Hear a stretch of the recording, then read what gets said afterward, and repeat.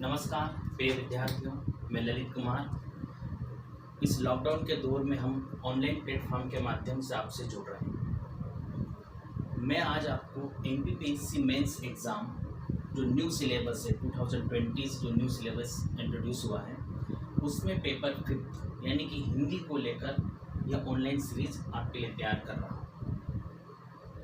पहले हम इस पेपर की कुछ बेसिक चीज़ों पर बात करते हैं और आज हम इस पर अपना पाठ्यक्रम शुरू कर देंगे। 2 मिनट इसकी बेसिक चीज़ें जो कि आपके लिए यह हिंदी का पेपर MPPSC मेंस 2020, 21, 22 जो भी बच्चे हैं, चाहे वो यूजी के बच्चे हों या टारगेट बेस्ड के, हम अपने इस सिलेबस में देखिए एक काम जरूर कीजिएगा। आप हमेशा हार्ड कॉपी में सिलेबस अपने पास जरूर रखिएगा। यहाँ पर मैंने ये अपने पेपर 5 हिंदी के पूरे सिलेबस को लेकर आपकी इस ऑनलाइन क्लास के लिए पूरा एक शेड्यूल तैयार किया है और आपको यह क्लास के माध्यम से उपलब्ध हो जाएगा। यह पेपर आपके लिए क्यों महत्वपूर्ण है?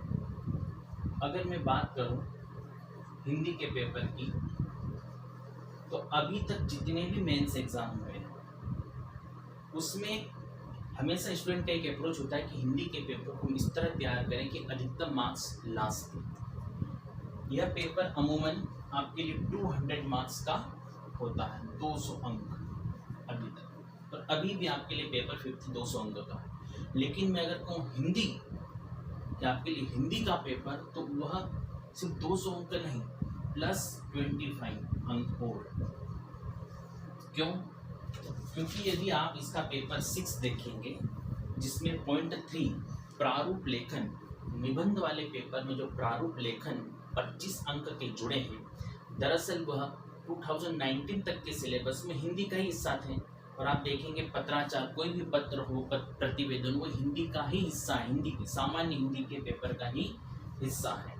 तो यहाँ पर 200 अंक का पेपर तो आपके लिए पेपर 5 है ही, साथ में 25 अंक आपके लिए अलग से निबंध वाले पेपर में प्रारूप लेखन के रूप में है। तो ऐसे में आपके लिए पूरे हिंदी का पेपर देखो तो 225 अंक का है। तो इस पेपर पर आपको अच्छे से तैयारी करनी है। तो मेरी कोशिश रहेगी कि आपके लिए जो है मैंने शेड्यूल तैयार किया है, उन दिनों में आपका ये हिंदी का पेपर अच्छे से कंप्लीट हो जाए और आप इसमें अच्छे से अंक ला सकें। तो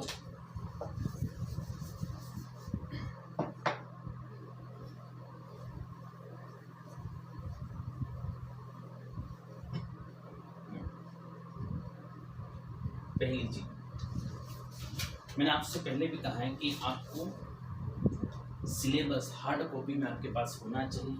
आप पेपर 5 हिंदी का पूरा सिलेबस देखेंगे, बहुत अच्छे से डिफाइन किया है उन्होंने। और दूसरी चीज़ कि आप अनसॉल्व्ड पेपर कम से कम 2014 से लगाकर अब तो 2019 का मेंस भी हो चुका है, तो 14 से 19 तक के हिंदी के पेपर जो आए उन्हें ज़रूर देखिएगा। अभी 19 वाला पेपर उसका एक अलग ही ट्रेंड से आया है। कैसे? जब हम सिलेबस आगे पूरा पाठ्यक्रम करेंगे तो उसकी भी चर्चा होगी। फिर 14 से 18 तक का हिंदी का पेपर देखोगे तो उसमें जो 3 मार्कर हैं उसका एक अलग प्रारूप रहा, एक कंटेंट ही अलग रहा है, अनुवाद उसका एक तरीका अलग रहा है। लेकिन 2019 में अगर देखेंगे आप तो 3 मार्कर भिन्न प्रकृति के रहे हैं और अनुवाद भी उसका स्टाइल ही अलग रहा है। तो हम शुरुआत करेंगे मेरे द्वारा बनाए गए इस शेड्यूल के अनुसार। इस शेड्यूल में आपके लिए सिलेबस में जितने भी बिंदु दे रखे हैं वो सारे बिंदु इसमें हैं और आप बहुत अच्छे से उसे कवर कर पाएंगे। तो इस शेड्यूल में जो पहला पॉइंट है, आज की हम लेक्चर में आपसे पूरी चर्चा करेंगे, भाषा परिवार और हिंदी भाषा का विकास। देखिए आपके सिलेबस में सीधे सीधे पॉइंट लिखा हुआ नहीं है। जो MPPSC ने सिलेबस दिया उसमें आपको ये पॉइंट एग्जैक्ट इस रूप में नहीं मिलेगा। लेकिन यदि आप 2014 से लगाकर 18 तक के पेपर देखेंगे तो आपको इसके ढेरों प्रश्न मिल जाएंगे और 14 से पहले भी यदि आप 2013, 12 या उससे पहले पेपर में देखेंगे तो इस पॉइंट से आपको कई प्रश्न मिलेंगे। और 18 तक, हाँ 19 वाले में यहाँ से प्रश्न नहीं पूछे गए हैं, लेकिन 20 में आपके लिए हो सकता है कि फिर यहाँ से बड़ी संख्या में प्रश्न हो, इसलिए आपको यह सारे पॉइंट कवर करके जाना है। तो पहला जो पॉइंट है आपका भाषा परिवार। यहाँ आपका पहला ही प्रश्न हो सकता है कि भाषा परिवार किसे कहते हैं, भारत में कितने भाषा परिवार हैं। चूंकि हिंदी का प्रश्न पत्र है तो आपके लिए प्रश्न भी हो सकता है कि हिंदी किस भाषा परिवार के अंतर्गत आती है। तो पहली चीज, पहला ही प्रश्न कि भाषा परिवार क्या है, भाषा परिवार किसे कहते हैं। तो आपके लिए यहाँ पर 3 मार्कर, और यह इसलिए भी बहुत महत्वपूर्ण है क्योंकि यदि आप सिलेबस देखिए, आप बार बार सिलेबस की चर्चा क्यों कर रहा हूँ, यदि आप सिलेबस में देखेंगे तो पहला ही पॉइंट देखिए, लघु उत्तरीय प्रश्न निर्धारित संपूर्ण पाठ्यक्रम के अंतर्गत ही पूछे जाएंगे और कुल कितने 3 मार्कर पूछे जाएंगे। तो आप देखेंगे उसमें स्पष्ट लिखा हुआ है कि 3 अंक के आपके लिए 25 प्रश्न होंगे, इसलिए आपको 3 मार्कर बहुत अच्छे से कवर करना है। इस बार भी जो परिभाषाएं पूछी गई है, इस बार 2019 का पेपर आप देखिएगा, उसमें लगातार एक के बाद एक परिभाषा है और आपके लिए स्थान भी तय है 3 लाइन। तो आपकी परिभाषा में कसावट भी हो और आपकी समझ स्पष्ट हो। तो भाषा परिवार क्या है, देखिए जब हम किसी परिवार की बात करते हैं, आप खुद के उदाहरण पर लीजिए, आप अपने परिवार की बात करते हैं तो हम क्या देखते हैं, परिवार कि कहीं एक मूल बिंदु से, मूल स्रोत से अलग अलग सदस्य सारे जुड़ते चलते, ठीक। आपके परदादा, आपके दादा, आपके पिता, आप, तो कहीं ना कहीं एक मूल बिंदु से सभी सदस्य अलग अलग तरीके से जुड़ते हैं और संपूर्ण को हम एक साथ परिवार कहते हैं। ठीक उसी प्रकार यदि आप देखेंगे कि किसी एक मूल स्रोत से किसी भाषा का विकास प्रारंभ हुआ और आगे चलकर उसकी और अलग अलग शाखाएं निकली, ठीक, उन शाखाओं से आगे और शाखाएं निकली, तो एक ही मूल स्रोत से उत्पन्न सभी भाषाओं, वो एक मूल स्रोत है। क्योंकि इतिहास, अगर पूरा भाषा का आप इतिहास क्रम देखेंगे, पूरा समय काल, तो कहीं ना कहीं आप रिवर्स में जाएंगे तो कहीं ना कहीं एक मूल स्रोत से, एक मूल बिंदु से उनकी उत्पत्ति आपको दिखाई देगी। तो उस मूल बिंदु से उत्पन्न कोई भाषा आगे चलकर उससे और अधिक अलग अलग भाषाएं निकली, उनकी ब्रांचेस, उनकी सब ब्रांचेस, तो उन सभी को एक साथ क्या कहा जाता है, एक भाषा परिवार। तो परिभाषा क्या बनेगी आपकी, एक मूल स्रोत से उत्पन्न सभी भाषाओं को एक साथ एक भाषा परिवार कहते हैं। बिल्कुल सीधी, कोई दिक्कत नहीं कि एक मूल स्रोत में। आप उदाहरण दूंगा आपको, एक देखिए, मान के चलिए हम हिंदी, संस्कृत, बांग्ला इन सब की बात करें, तो जैसे कि हिंदी भी किसी एक भाषा परिवार का हिस्सा है जिसे हम भारतीय भाषा परिवार कहते हैं। तो इसी क्रम में यदि हम पीछे जाएंगे तो कहीं ना कहीं इसका एक मूल उद्गम होगा और उस मूल उद्गम से कई अलग अलग भाषाएं निकली। उन्हीं भाषाओं में से एक भाषा निकली थी संस्कृत, और आगे चलकर उसी के विकास क्रम में संस्कृत से ही आगे विकास क्रम में क्या बनी, हिंदी, ठीक। और भी अलग अलग भाषाएं, भारतीय भाषा परिवार से और भी अलग अलग भाषाएं बनी, चाहे गुजराती हो, मराठी हो, बांग्ला हो, कई भाषा। तो सभी भाषाओं को एक साथ हमने एक भाषा परिवार कहा, जैसे कि भारतीय भाषा परिवार। उसी प्रकार कई अलग अलग भाषा परिवार हो सकते हैं। तो पहली चीज, भाषा परिवार क्या है, एक ही मूल स्रोत से उत्पन्न सभी भाषाओं को एक साथ एक भाषा परिवार कहते हैं। ये चीज ध्यान रखिएगा, एक ही मूल स्रोत से उत्पन्न समस्त भाषाओं को एक साथ एक भाषा परिवार कहते हैं। इसे आप लिख लीजिए, बिल्कुल सिंपल से। अब देखिए,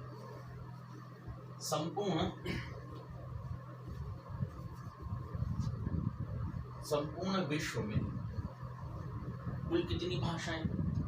लगभग 3000 भाषाएं। संपूर्ण विश्व में लगभग 3000 भाषाएं हैं और इन 3000 भाषाओं को कितने भाषा परिवार में बांटा गया है? 13 भाषा परिवार। लगभग 3000 भाषाएं हैं जिन्हें 13 अलग अलग भाषा परिवारों में विभाजित किया गया है और उन्हीं में से कुछ भाषा परिवार भारत में।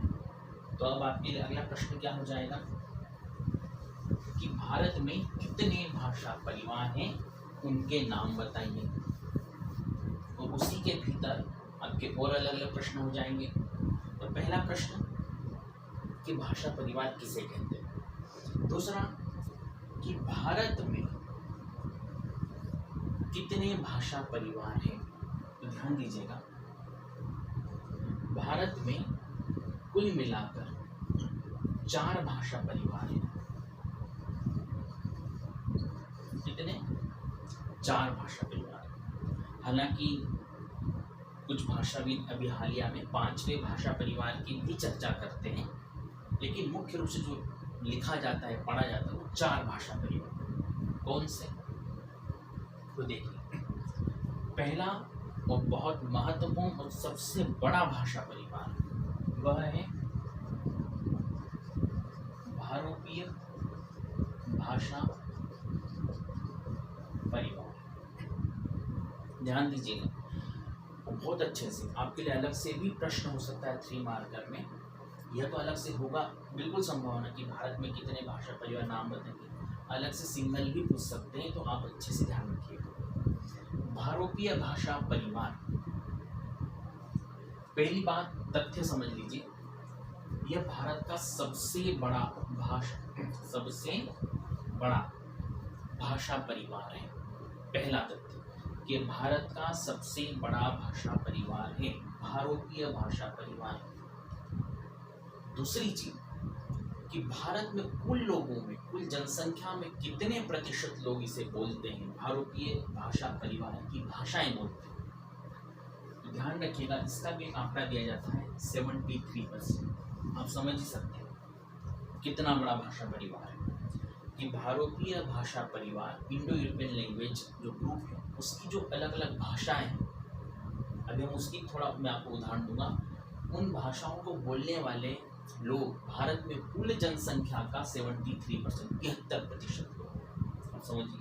अब देखिए, भारतीय भाषा परिवार 2 शब्दों से मिलकर आप देखेंगे, भारत प्लस यूरोप।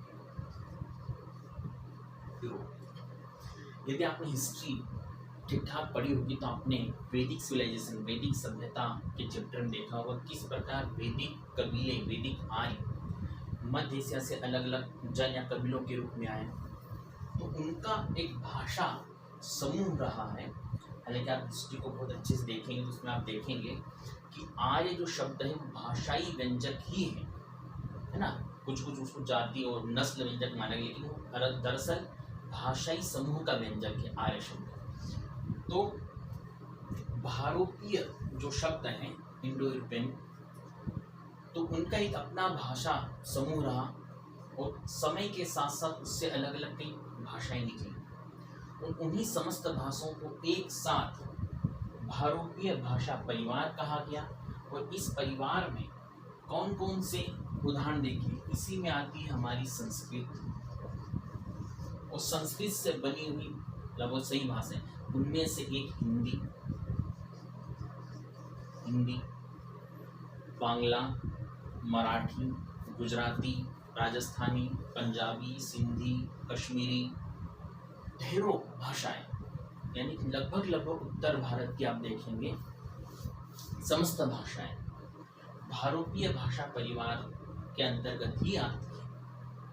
यानी कि इन सभी भाषाओं का इतिहास में बहुत अतीत में जाएंगे तो जितना पीछे जाएंगे, इनका जो मूल स्रोत है जहाँ से निकले वो एकदम एक है ना। और इसी परिवार के अंतर्गत यूरोप की भी कई भाषाएं आती है, ध्यान दीजिएगा, सिर्फ भारत की नहीं। ईरान की, मध्य एशिया की और यूरोप की भी कई भाषाएं इसी भाषा परिवार के अंतर्गत आती है।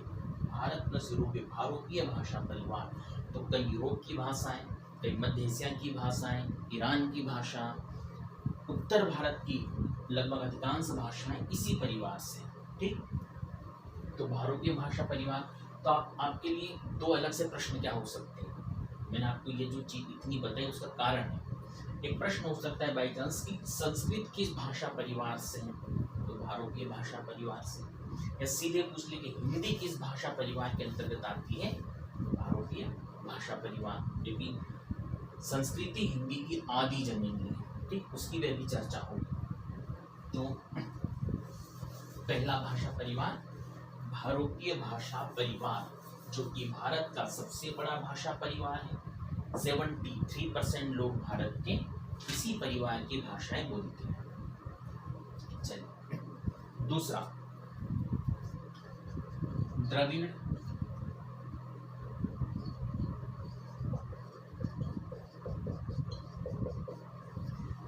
द्रविड़ भाषा परिवार। आप काफी कुछ नाम से समझोगे। द्रविड़ भाषा परिवार ये भारत का दूसरा बड़ा भाषा परिवार है। और यदि मैं बोलने वालों की संख्या की दृष्टि से बताऊं, जैसे हमने यहाँ देखा कि भारतीय भाषा परिवार 73% लोग बोलते हैं, उसी प्रकार द्रविड़ भाषा परिवार अगर आप देखेंगे तो भारत में कुल बोलने वाले लोगों की संख्या कितनी, 25% लोग भारत के द्रविड़ भाषा परिवार की भाषाओं को बोलते हैं।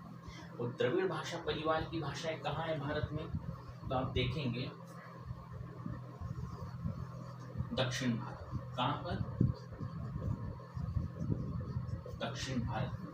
अब बिल्कुल मैं ध्यान रखिएगा, दक्षिण भारत में कौन सी, तमिल, तेलुगु, कन्नड़, मलयालम, ये सभी द्रविड़ भाषा परिवार के अंतर्गत आती हैं। और भारत के 25% लोग इस परिवार की भाषाओं को बोलते हैं। और दूसरा बड़ा भाषा परिवार। ठीक, तीसरी देखिएगा ऑस्ट्रिक भाषा परिवार, बहुत महत्वपूर्ण है। ऑस्ट्रिक भाषा परिवार, इसका एक और नाम आता है ऑस्ट्रो एशियाटिक। ध्यान दीजिएगा, इसे ऑस्ट्रो एशियाटिक या ऑस्ट्रो एशियन भाषा परिवार भी कहते हैं।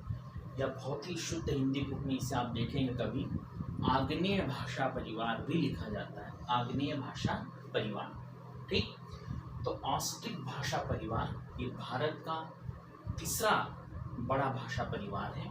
कुल 4 भाषा परिवार है, जिनमें हम 2 की चर्चा पहले कर चुके हैं। ये तीसरा बड़ा भाषा परिवार है, जिसे भारत की कुल जनसंख्या के कितने प्रतिशत, 1.3, 1.3% लोग भारत के ऑस्ट्रिक भाषा परिवार की भाषाओं को बोलते हैं। ऑस्ट्रिक भाषा परिवार की भाषाएं, अब थोड़ा उदाहरण देखें कौन सी, तो इसमें मुख्य रूप से आप देखेंगे झारखंड, उड़ीसा, अपना पश्चिम बंगाल, छत्तीसगढ़, यहाँ जनजातीय क्षेत्रों के द्वारा बोली जाने वाली कई भाषा, जैसे कि संथाली, हो, उरांव, है ना, खड़िया भाषा है, उरांव, हो, संथाली, ये सब ऑस्ट्रिक भाषा परिवार के अंतर्गत आती है, जो कि भारत की कुल जनसंख्या का 1.3% लोग इसे बोलते हैं। ठीक, नाम ध्यान रखिएगा। इस प्रारंभिक लेक्चर में थोड़ा सा मैं आपको धीमे और डिटेल इसलिए बताऊं ताकि आप इस पेपर के साथ बहुत सहज रूप से जुड़ सकें। चौथी चीज, अगर आप देखेंगे चौथा भाषा परिवार भारत में, तो है चीनी तिब्बती। चीनी तिब्बती भाषा परिवार, ये भारत के 4 भाषा परिवारों में चौथा भाषा परिवार चीनी तिब्बती भाषा परिवार, जो कि भारत में कुल जनसंख्या का 0.7%, 0.7% लोग चीनी तिब्बती भाषा परिवार की भाषा बोलते हैं।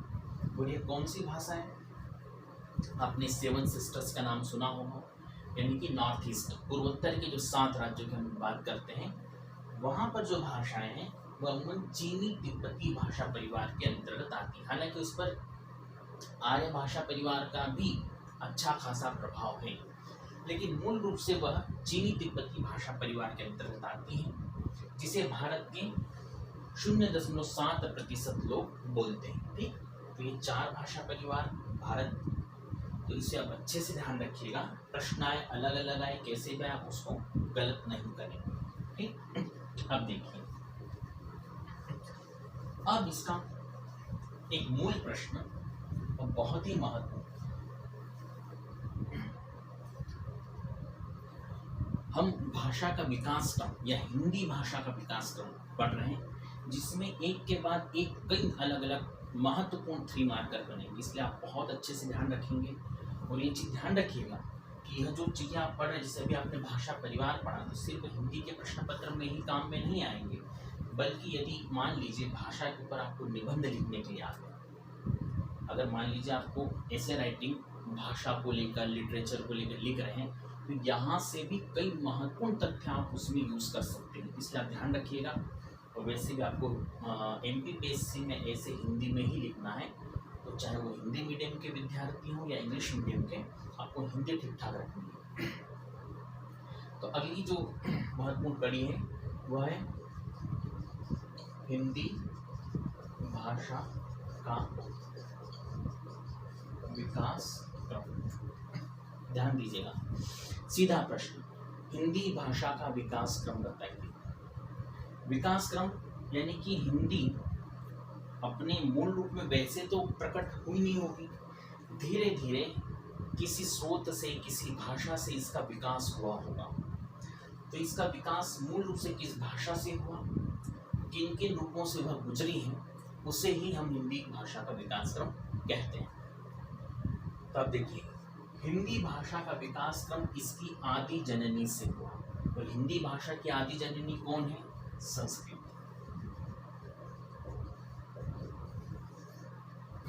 आपके लिए एक और महत्वपूर्ण 3 मार्कर कि हिंदी भाषा की आदि जननी किसे कहते हैं। यदि 3 मार्कर आए तो क्या है वो? संस्कृत। ठीक, वैसे आप देखेंगे, आप हिस्ट्री में भी आप इसे पढ़ते हैं कि जो वैदिक काल का दौर रहा है, तो वहाँ भी संस्कृत के हमें 2 रूप दिखाई देते हैं। एक तो वैदिक संस्कृत, जिसमें वेदों की रचनाएं, वेदों की, ब्राह्मण ग्रंथों की, अरण्यकों की और उपनिषदों की, और एक संस्कृत का वह रूप जो सामान्यतः प्रचलित था, जिसको लौकिक संस्कृत कहते हैं। तो शुरुआती दौर कौन सा रहा? वैदिक संस्कृत का। बिल्कुल यहाँ से शुरू होती है हिंदी के बनने का क्रम। तो वैदिक संस्कृत, आगे चलकर वैदिक संस्कृत का एक सरलतम रूप निकल कर आया, जिसको हम लौकिक संस्कृत कहते हैं। लौकिक संस्कृत, आम जन, लोक जन में प्रचलित संस्कृत। क्यों सरल हुई?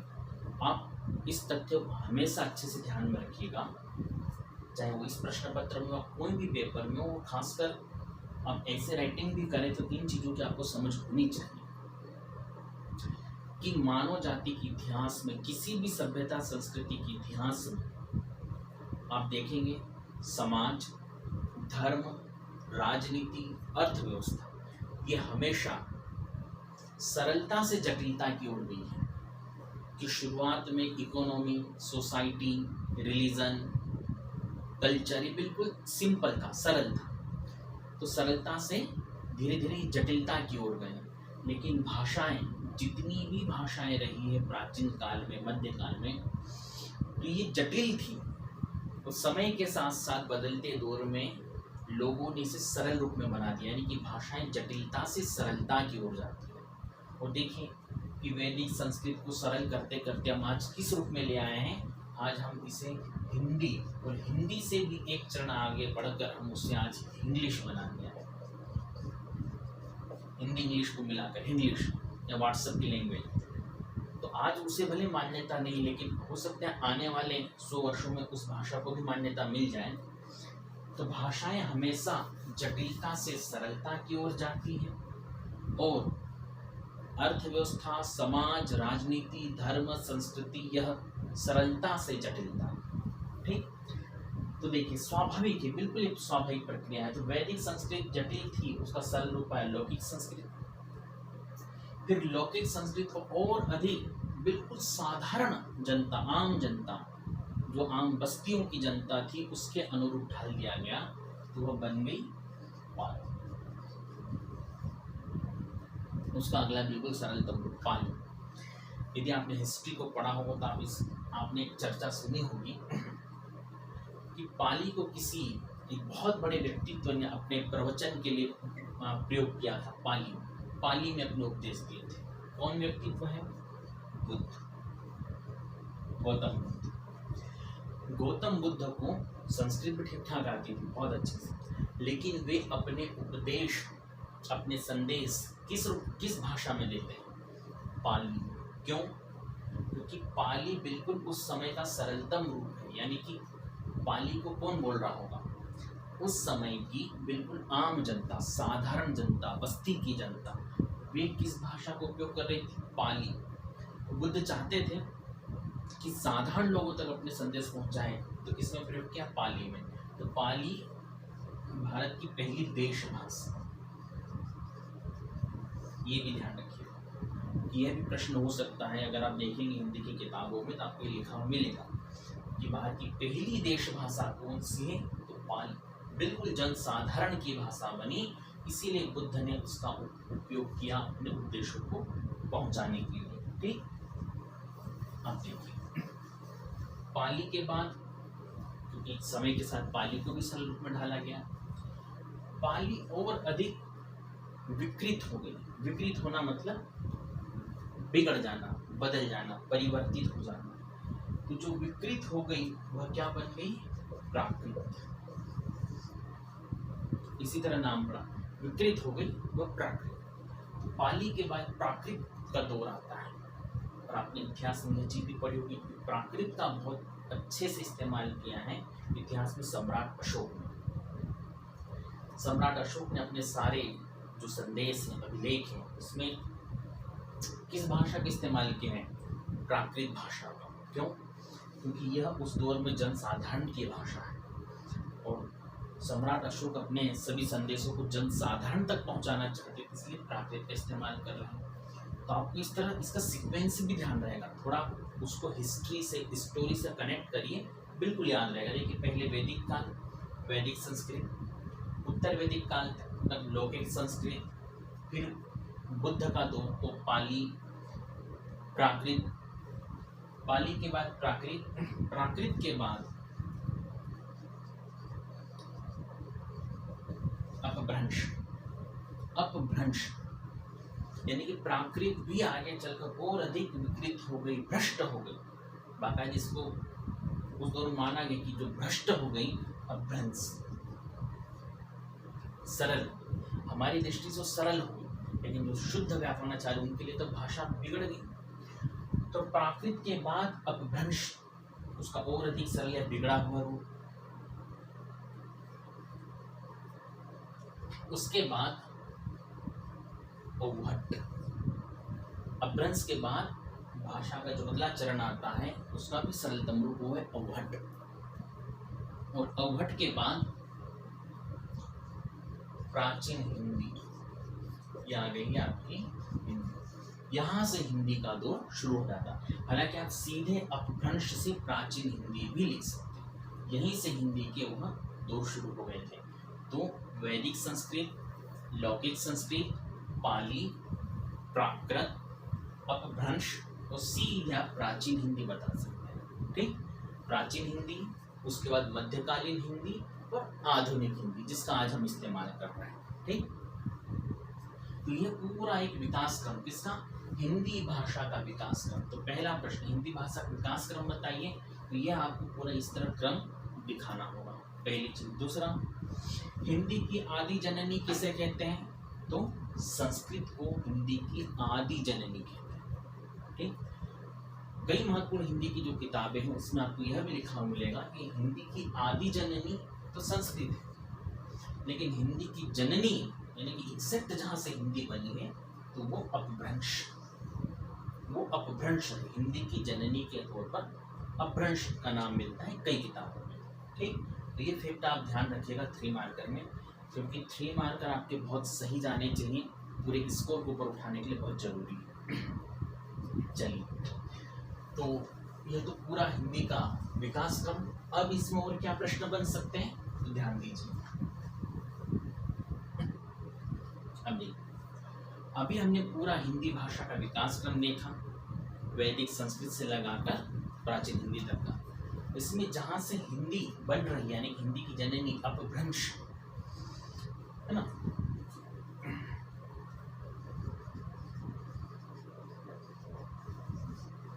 अपभ्रंश, जहां से बिल्कुल एग्जैक्ट हिंदी बनना शुरू हुई। तो वैदिक संस्कृत से धीरे धीरे आगे बढ़ते हुए परिवर्तित रूप में जब अपभ्रंश बनी, और अपभ्रंश से फिर हिंदी का बनना प्रारंभ हुआ, हिंदी के अलग अलग रूप, तो यहाँ अपभ्रंश के कई अलग अलग भेद निकले, प्रकार, भेद यानी प्रकार।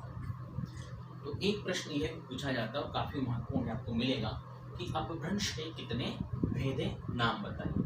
ठीक, तो मैं पहले ही स्पष्ट कर दूं, यहाँ कई अलग अलग किताबों में कहीं 5 माने गए, कहीं 6, कहीं 7, लेकिन मैं बिल्कुल ऑब्जेक्टिव जो बुक है उससे मैं आपको बता रहा हूँ कि अपभ्रंश के हम यहाँ पर 6 भेदों की चर्चा करते हैं। कितने? अपभ्रंश के कुल 6 भेदों की चर्चा आती है। कौन कौन से? ये बहुत काम के, क्योंकि आप इसके भीतर जो 6 भेद पढ़ेंगे, यहाँ इसके भीतर आपके लिए कई महत्वपूर्ण 3 मार्कर बनेंगे, और इसी में इसके भीतर और हम उतरेंगे तो हिंदी की अलग अलग बोलियों की चर्चा आएगी, उससे सीधे 3 मार्कर पूछे गए हैं। तो अपभ्रंश के कुल 6 भेदों की चर्चा आती है, जिसमें आपके लिए पहला बहुत ही महत्वपूर्ण भेद है शोर सेनी, है ना, शोर सेनी अपभ्रंश। दूसरा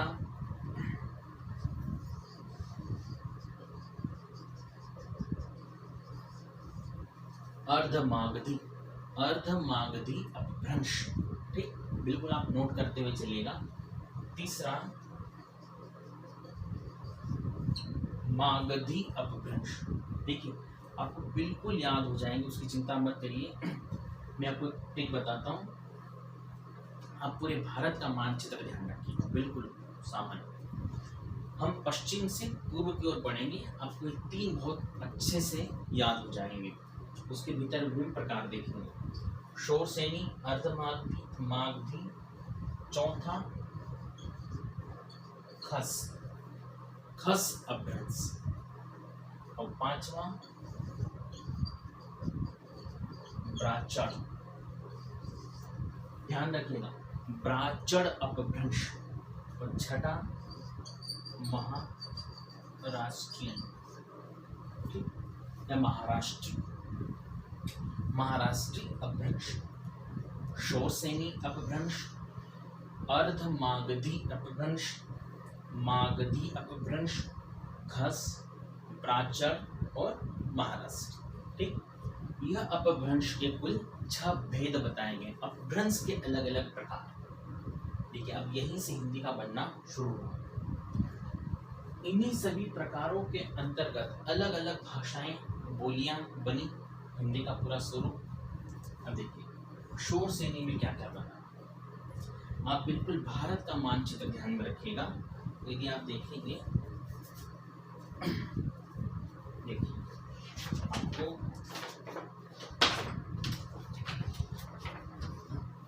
इसी हम पश्चिम से पूर्व की ओर देखेंगे तो आपके तीनों प्रकार बहुत आसानी से बन जाएंगे। ठीक, कैसे? शोर सेनी अपभ्रंश में अलग अलग जो प्रकार बने हैं, अब पश्चिम में देखिए। पहले हम इसके बात करें गुजरात, तो गुजरात कौन सा एक बना? गुजराती, बिल्कुल पश्चिम में गुजरात। गुजरात गुजरात से थोड़ा ऊपर बगल में देखें तो राजस्थान, तो कौन सा बना? राजस्थानी। ठीक, राजस्थान से थोड़ा और ऊपर उत्तर में पश्चिम की ओर बढ़ेंगे तो हरियाणा, तो थोड़ा थोड़ा उत्तर प्रदेश का हिस्सा, तो यह पश्चिमी हिंदी है, ये सब पश्चिमी हिंदी। ठीक, तो शोर सेनी अपभ्रंश के अंतर्गत 3 अलग अलग बोली वर्ग हैं, इनको बोली वर्ग कहते हैं। बोली वर्ग कि हिंदी की जो बोलियां हैं उनके समूह, एक तो गुजराती, ठीक, हालांकि यह हिंदी में नहीं आती गुजराती, हाँ, राजस्थानी और पश्चिमी हिंदी।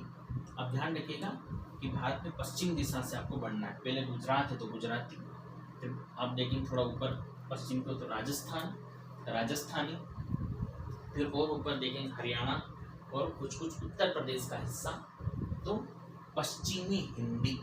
ये 3 हिस्से इसके अंतर्गत शोर सेनी अपभ्रंश के अंतर्गत, ठीक, ध्यान रखिएगा।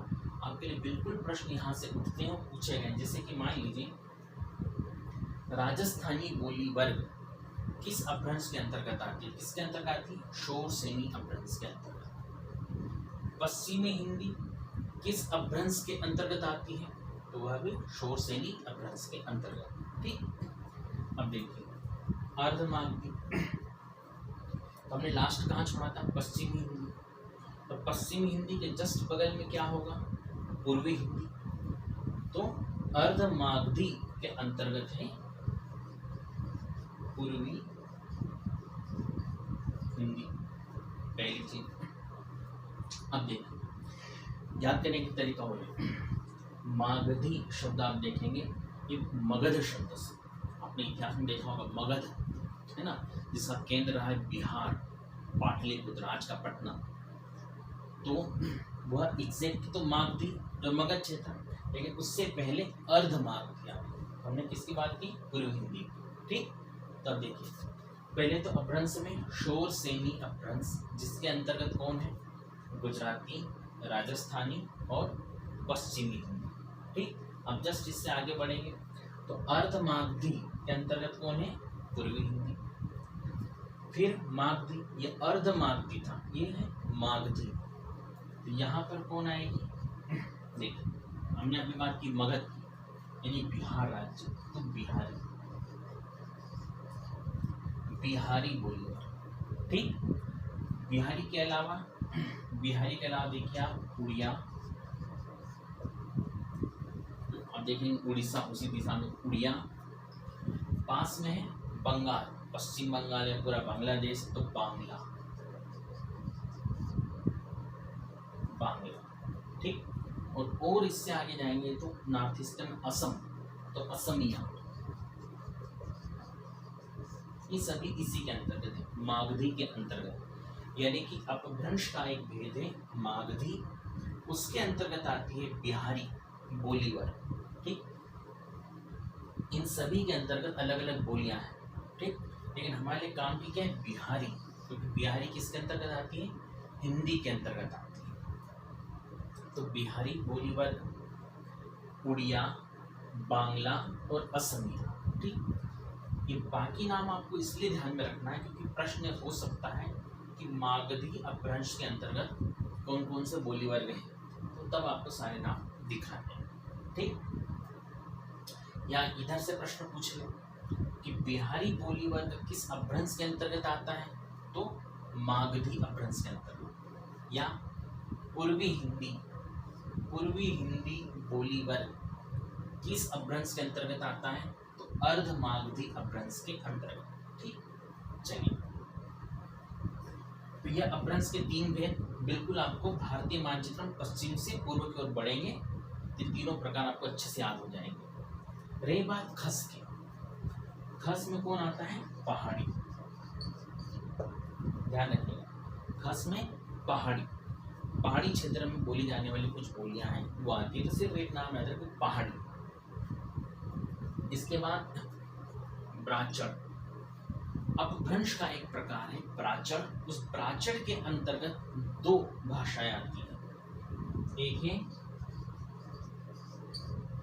पंजाबी, दूसरी है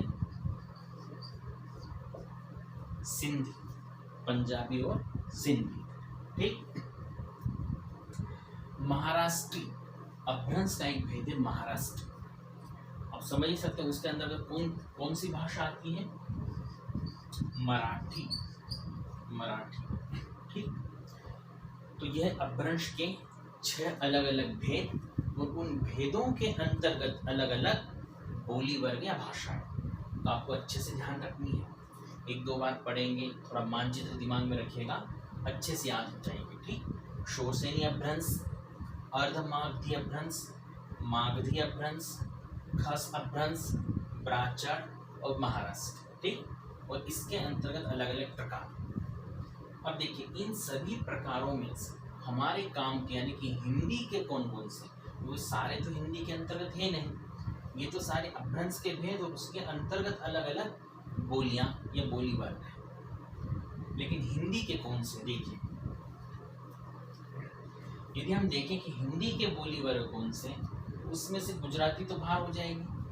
अब देखिए शोरसेनी अपभ्रंश के अंतर्गत ये जो 3 है, इसमें से गुजराती तो हिंदी के अंतर्गत आएगी नहीं।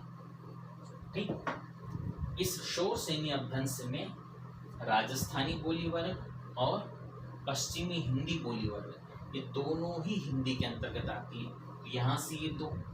ठीक, अब देखिए अर्धमागधी में है पूर्वी हिंदी, ये तो पूरा ही बोली वर्ग हिंदी के अंतर्गत। मागधी के अंतर्गत ये 4 है, इसमें से हिंदी के अंतर्गत कौन सा बोली वर्ग आएगा, सिर्फ एक, बिहारी, ये तीनों नहीं आएंगे। खस के अंतर्गत पहाड़ी, और पहाड़ी बोली वर्ग हिंदी के अंतर्गत ही आता है, ये तो कंप्लीट। उसके अलावा प्राचर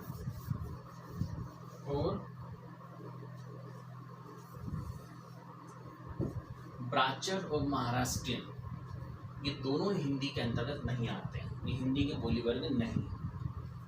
कुल मिलाकर हिंदी के अंतर्गत कितने बोली वर्ग हैं, देखिए 2 यहाँ पर, ये तीसरा, ये चौथा और ये पहाड़ी 5वां। ठीक, हिंदी के अंतर्गत कुछ कुल मिलाकर 5 बोली वर्ग हैं। आपने एक नाम सुना होगा, जॉर्ज अब्राहम ग्लेयरसन, है ना, एक ब्रिटिश अधिकारी रहे हैं, भाषा पर उनकी अच्छी पकड़ रही है। उन्होंने एक बहुत ही अच्छी किताब लिखी थी 1927 में, और लिंग्विस्टिक सर्वे ऑफ इंडिया, भारतीय भाषाई सर्वेक्षण। और उन्होंने ही जो हिंदी भाषा है उसका पूरा क्लासिफिकेशन किया और बताया कि हिंदी की कुल 5 बोली वर्ग हैं। हिंदी में कुल कितने, 5 बोली वर्ग हैं, और उन 5 बोली वर्ग के अंतर्गत हिंदी की कुल मिलाकर 17 बोलियां हैं। ध्यान रखिएगा, ये प्रश्न आपके लिए आ सकता है कि हिंदी की कितने बोली वर्ग हैं, कितनी बोलियां। तो हिंदी की कुल 5 बोली वर्ग हैं। अब देखो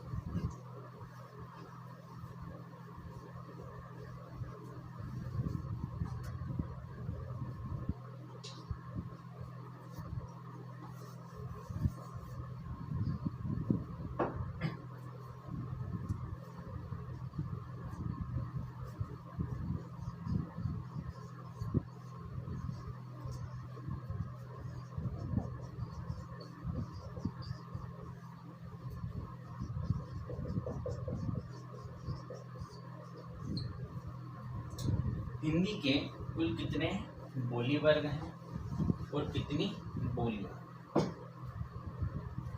जैसे कि मैंने अभी आपको एक नाम बताया, जॉर्ज अब्राहम ग्लेयरसन, उनका नाम भी ध्यान रखिएगा, एक दो जगह काफ़ी महत्वपूर्ण नाम है, कई बार 3 मार्कर में आपको काम दे सकता है।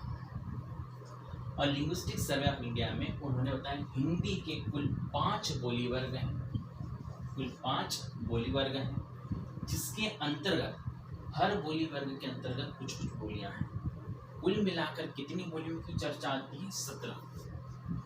ठीक, हालांकि कुछ किताबों में 1-2 और भी नाम आते हैं, लेकिन यहाँ पर जो क्लासिफिकेशन दिया गया है, तो हिंदी के अंतर्गत कुछ कुल मिलाकर 5 बोली वर्ग हैं, और उन बोली वर्गों के अंतर्गत कुल 17 बोलियां आती हैं। ठीक, अब देखिए कौन से 5 बोली वर्ग, अभी हमने उनके नाम देखे थे। अब ध्यान दीजिए, शोर्स अपने अपभ्रंश के कितने भेद, अपभ्रंश के 6 भेद। उन 6 भेदों के अंतर्गत हमने देखा था अलग अलग बोली वर्ग हैं, और उन बोली वर्गों में से जो हिंदी के बोली वर्ग हैं वो कुल 5 थे, जिसमें से अब देखिए पहला नाम कौन सा था, राजस्थानी। राजस्थानी बोली वर्ग, ध्यान दीजिए ये अपभ्रंश के किस भेद के अंतर्गत आती है। ठीक, आपने अगर नोट किया हो ध्यान दीजिएगा, यह राजस्थानी बोली वर्ग अपभ्रंश के किस भेद के अंतर्गत आती है। शोर सेनी अपभ्रंश के अंतर्गत आती है राजस्थानी बोली वर्ग। यह हिंदी का एक बोली वर्ग है। ठीक, पहला नाम। दूसरा नाम देखो, उसी शोर सेनी अपभ्रंश में राजस्थानी के अलावा हिंदी का एक और बोली वर्ग जिसका नाम क्या है,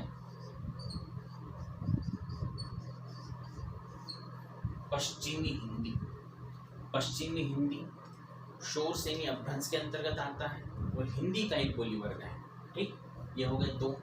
तीसरा नाम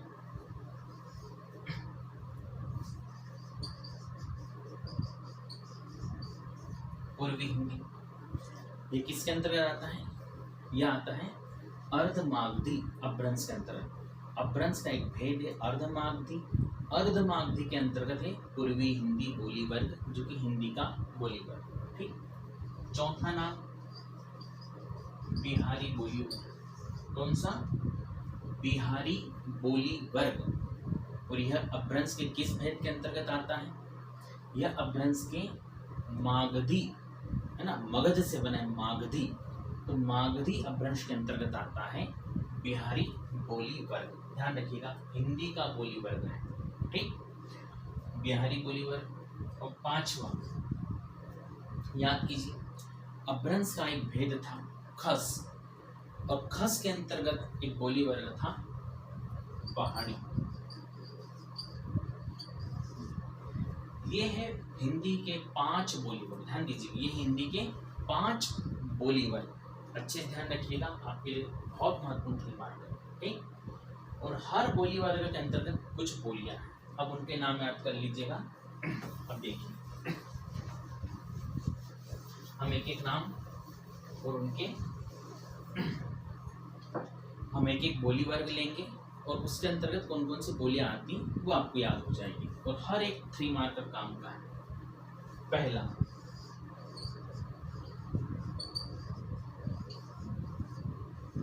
राजस्थानी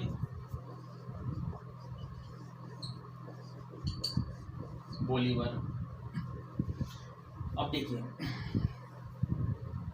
अभी हमने देखा था कि अपभ्रंश के शोर सेनी अपभ्रंश के अंतर्गत राजस्थानी बोली वर्ग। राजस्थानी बोली वर्ग हिंदी का ही बोली वर्ग है। ठीक, 5 बोली वर्गों में से एक। और इसके अंतर्गत कुल कितनी बोलियां आती हैं, 4। कुल 4 बोलियां आती है राजस्थानी बोली वर्ग के अंतर्गत। कौन सी, देखिए अगर आप राजस्थान का मानचित्र देखेंगे, बिल्कुल कोई भी राज्य राजस्थान, ठीक, तो उसका पश्चिम वाला भाग, राजस्थान का पश्चिमी भाग कौन सा है, मारवाड़ का हिस्सा। तो कौन सी बोली, मारवाड़ी। ठीक, राजस्थान में पूर्व दिशा में देखेंगे, अरावली के पूर्व में, तो इसकी राजधानी है जयपुर, तो बोली है जयपुरी। जयपुरी को ही ढूंढाड़ी के नाम से भी जाना जाता है, ढूंढाड़ी। ठीक, अब देखिए राजस्थान में उसका उत्तरी वाला हिस्सा, उत्तर, तो अब देखेंगे उत्तरी राजस्थान हरियाणा को टच करता है, जो बहुत ही महत्वपूर्ण भौगोलिक क्षेत्र है मेवात का, और वहाँ की बोली है मेवाती। मेवाती बोली हिंदी की बोलियों में से एक, राजस्थानी बोली वर्ग के अंतर्गत आती है। ठीक, तो 4 बोलियां। पश्चिम में मारवाड़ है तो मारवाड़ी, पूर्व में जयपुर है तो जयपुरी या ढूंढाड़ी, उत्तर में हरियाणा टच करता हो मेवात का हिस्सा तो मेवाती, दक्षिणी राजस्थान बहुत ही महत्व। अब राजस्थान का मानचित्र देखना, जो दक्षिणी राजस्थान किसको टच करता है, मध्य प्रदेश के मालवा, तो मालवी।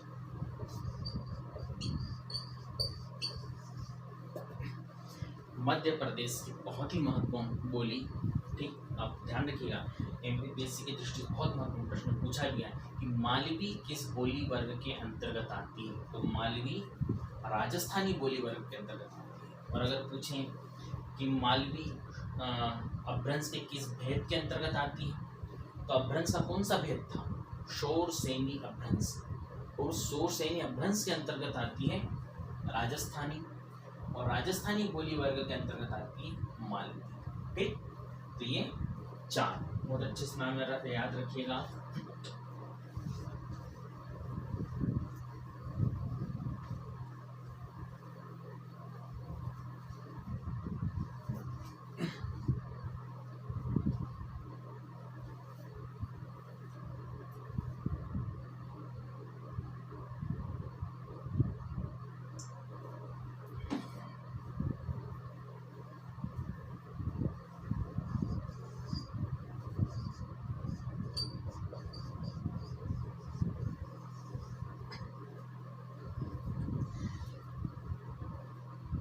हिंदी का दूसरा बोली वर्ग बहुत ही महत्वपूर्ण, पश्चिमी हिंदी। और यह किस अपभ्रंश के अंतर्गत आता है? अभी हमने देखा था अपभ्रंश के 6 भेद थे, जिसमें जो पहला भेद था शोर सेनी अपभ्रंश, उसमें राजस्थानी भी थी, राजस्थानी बोली वर्ग, और पश्चिमी हिंदी भी शोर सेनी अपभ्रंश के अंतर्गत। ठीक, अब देखिए, अगर आप पूरा मानचित्र देखेंगे भारत का, तो पश्चिम हिंदी राजस्थान के अंदर कौन सा हिस्सा होता था? हरियाणा और उत्तर प्रदेश का जो हिस्सा है वो इसके अंतर्गत आता है। तो देखिए, पश्चिमी हिंदी के अंतर्गत पश्चिमी हिंदी बोली वर्ग, पश्चिमी हिंदी बोली वर्ग। अब इसके अंतर्गत कौन कौन सी बोलियां आती हैं? ध्यान दीजिए, पहली, चूंकि हरियाणा है तो हरियाणवी, मैंने कहा था ना, इसके अंदर हरियाणा वाला हिस्सा जो शुरू में बहुत महत्वपूर्ण, तो हरियाणवी। इसी हरियाणवी बोली को एक और नाम से जाना जाता है, बांगरू। बांगरू। अब नाम ध्यान रखिए, हरियाणा वाला हिस्सा है मुख्य रूप से, तो हरियाणवी, इसी हरियाणवी को बांगरू भी कहते हैं। ठीक, दूसरा बहुत महत्वपूर्ण नाम है, आपने जैसे महाभारत की कथा तो सुनी होगी, पांडव कौरव, तो जो कुरुक्षेत्र वाला हिस्सा है तो कौरवी।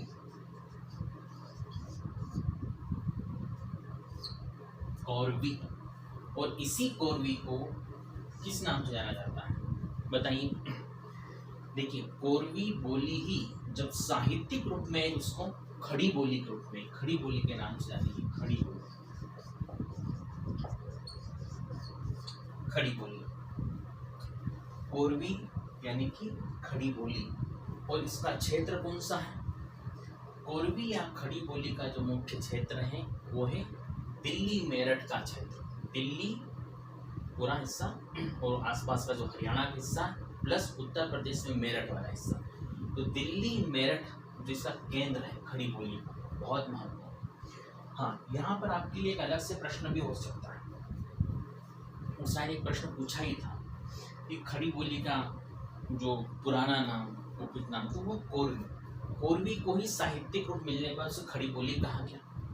एक प्रश्न यह भी हो सकता है कि इनका प्रयोग करने वाले शुरुआती कवि कौन से रहे? तो कुछ नाम में ध्यान रखिएगा।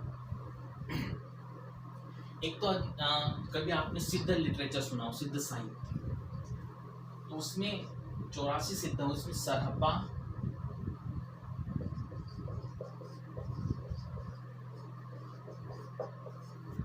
सरहपा और कणहपा ये सिद्ध साहित्य के रचनाकार हैं। तो शुरुआत में खड़ी बोली का कुछ इस्तेमाल इन्होंने भी किया है, कुछ किताबें इनका नाम बताती है सरहपा कणहपा का, लेकिन जो व्यापक रूप में प्रयोग किया और अधिकांश किताबें जिनका नाम बताती हैं उसमें नाम आता है अमीर खुसरो।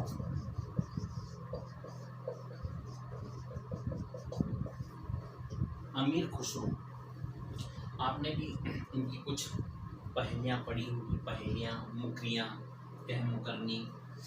तो अमीर खुसरो ने भी बहुत व्यापक रूप से खड़ी बोली का इस्तेमाल किया है। इसके अलावा भक्ति जो संत रहे उसमें रामानंद, जो कबीर के गुरु, तो रामानंद ने खड़ी बोली का इस्तेमाल किया है। खुद कबीरदास की जो बोली में आप खड़ी बोली देख सकते हैं, गुरु नानक, इसके अलावा संत रामानंद, उसके अलावा देखेंगे जयदेव जिन्होंने गीत गोविंद की रचना की। तो कई महत्वपूर्ण नाम रहे, तो 2-4 नाम आप ध्यान रखिएगा। ठीक, अमीर खुसरो, संत रामानंद, कबीरदास, गुरु नानक, जयदेव, नामदेव महाराष्ट्र से उन्होंने भी की है इसका इस्तेमाल। कि नाम आप 2-4 ध्यान में रख सकते हैं। ठीक, एक दो और चीजें हैं यदि आप ध्यान रखें।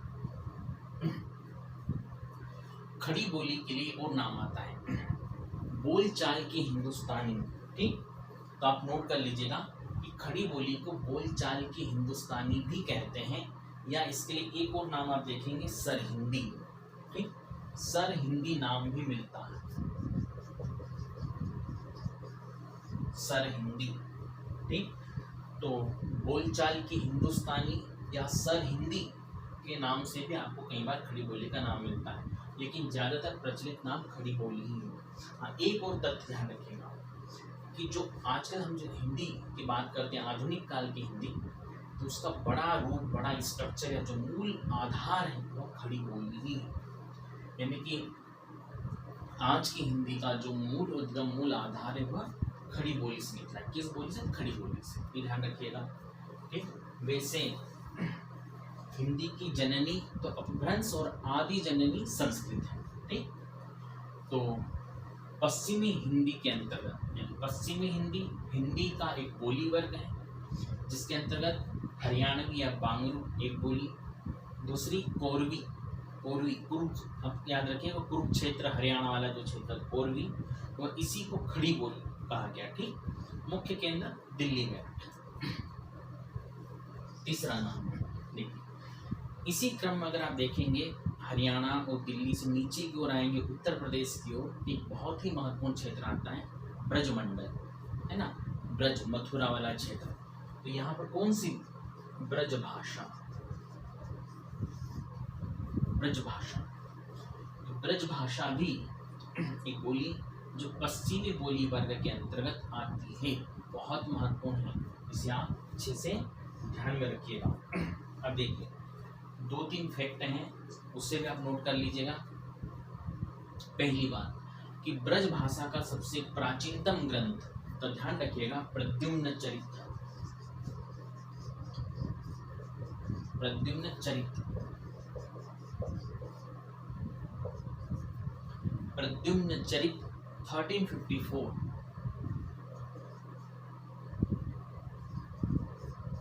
1354 में प्रद्युम्न चरित्र की रचना हुई। राइटर सुधीर अग्रवाल नाम मिलता है।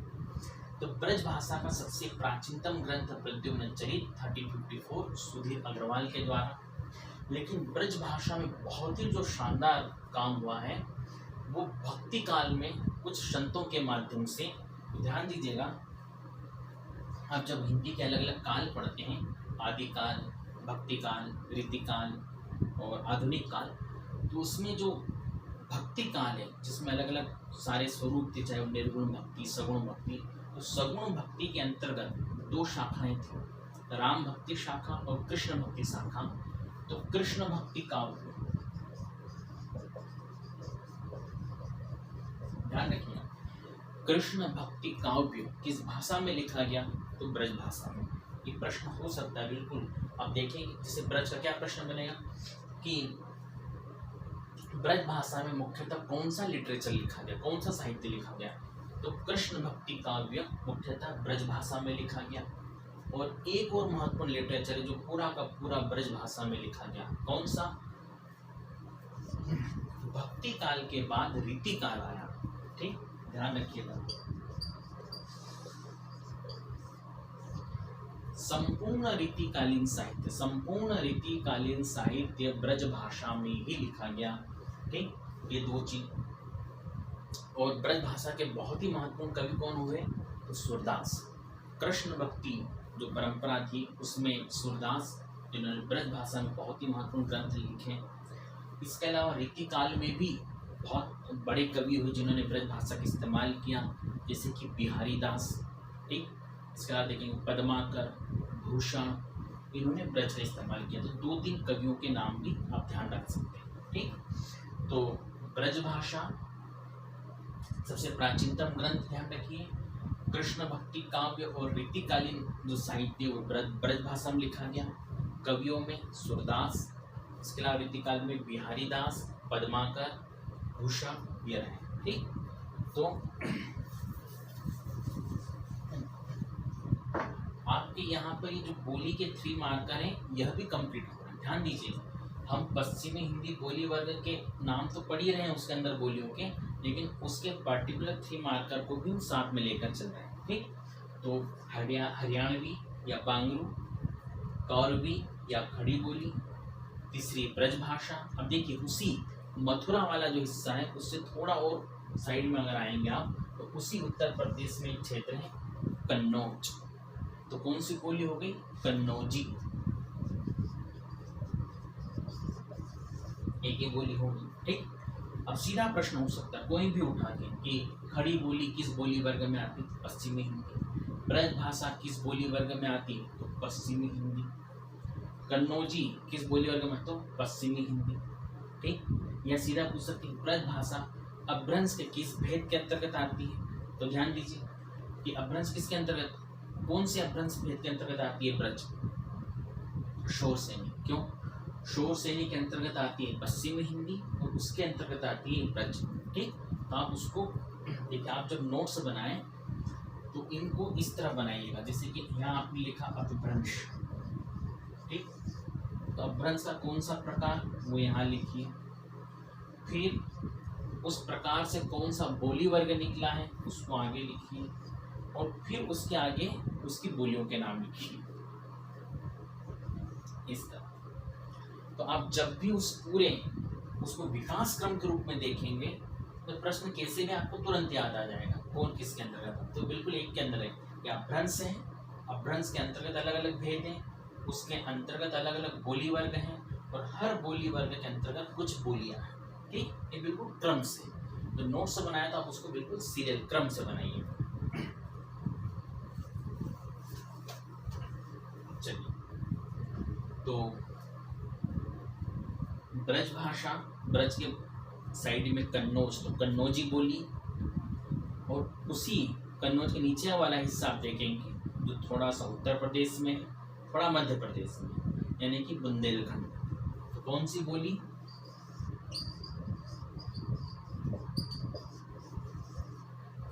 बुंदेली। ठीक, ध्यान दीजिएगा, कन्नौजी के बाद बुंदेलखंड तो बुंदेली का। कितनी हो गई टोटल? 5। तो पश्चिमी हिंदी बोली वर्ग के अंतर्गत 5 अलग अलग बोलियां आती हैं। ये नाम आप नोट कर लीजिए और अच्छे से ध्यान रखिएगा। अब देखिए बुंदेली बहुत महत्वपूर्ण, क्योंकि मध्य प्रदेश के अंतर्गत एक बहुत बड़े हिस्से में बोली जाती है बुंदेली। वो सांस्कृतिक रूप से बहुत संपन्न क्षेत्र है बोली। ठीक, तो इसलिए आप ध्यान रखिएगा ये किस बोली वर्ग के अंतर्गत आती है बुंदेली पश्चिमी। किस अपभ्रंश के अंतर्गत आती है? तो शोर सैनी अपभ्रंश। बिल्कुल आप अच्छे मध्य प्रदेश से जितनी भी लोग थी, चाहे मालवी, बुंदेली, आप अच्छे ध्यान रखिए। इसके अलावा बघेली आएगी वो भी ध्यान रखना है। ठीक, चलिए, तो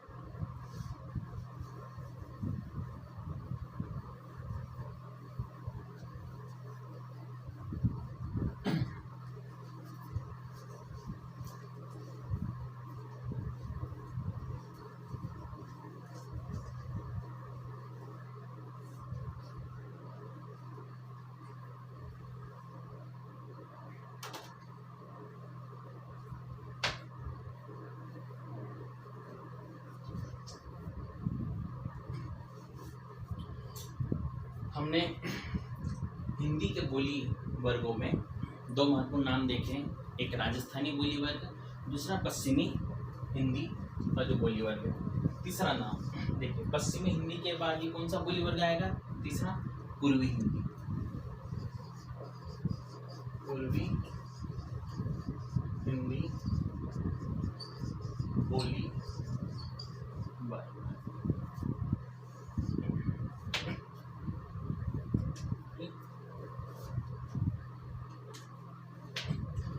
पूर्वी हिंदी बोली वर्ग हिंदी के 5 बोली वर्गों में तीसरा नाम। इस बोली वर्ग के अंतर्गत कौन कौन सी बोलियां आती हैं? बहुत ही आसानी से आपको याद हो जाएगा। आपको क्या याद रखना है, ए बी और सी। ए से अवधि, ए से अवधि, बी से बघेली और सी से छत्तीसगढ़ी। ये तीन नाम ए बी सी पूर्वी हिंदी बोली वर्ग के अंतर्गत तीन बोलियां आती हिंदी की। ए से अवधि, बी से बघेली, सी से छत्तीसगढ़ी। ठीक, अब देखिए एक यहाँ अलग से आपका 3 मार्कर है ना, अवधि। बहुत जिस प्रकार ब्रज पे अलग से प्रश्न, वैसे अवधि पर भी हो सकता है। पहली बात कि अवधि यानी कि अवध क्षेत्र में बोली जाती है। अवध आप समझते ही उत्तर प्रदेश, खासकर अयोध्या और आसपास का हिस्सा। अवधि में कौन सा लिटरेचर लिखा गया? देखिए ब्रज में कौन सा लिखा गया था? ब्रज जो कृष्ण भक्ति काव्य लिखा गया था। लेकिन अवधि में मुख्य रूप से कौन सा लिखा गया? भक्ति काल में राम भक्ति काव्य। राम भक्ति काव्य किस में लिखा गया? मुख्य रूप से अवधि में लिखा गया। ठीक, जिस प्रकार हमने एक प्रश्न देखा था कि ब्रज भाषा का सबसे प्राचीनतम ग्रंथ कौन सा, ठीक वैसे ही अवधि का सबसे प्राचीनतम ग्रंथ कौन सा होगा? तो ब्रज का कौन सा था? ब्रज का था प्रद्युम्न चरित, सुधीर अग्रवाल द्वारा लिखा गया था 1354। अवधि का सबसे प्राचीनतम ग्रंथ कौन सा? ध्यान रखिएगा, चंदायन। चंदायन इसका एक और नाम है लौरकहा। लौरकहा, चंदायन या लौरकहा। ठीक, ये अवधि का सबसे प्राचीनतम ग्रंथ है। कब लिखा गया था? 1370 ईस्वी में। 1370 ईस्वी में। ठीक, ये कुछ तथ्य ध्यान रखिएगा, बिल्कुल 3 मार्कर में पूछे जा सकते हैं, क्योंकि यहाँ भाषा खंड से कई 3 मार्कर अभी तक पूछे हुए हैं। तो चंदायन या लौरकहा 1370 में। ठीक, किसने लिखा? मुल्ला दाऊद। मुल्ला दाऊद।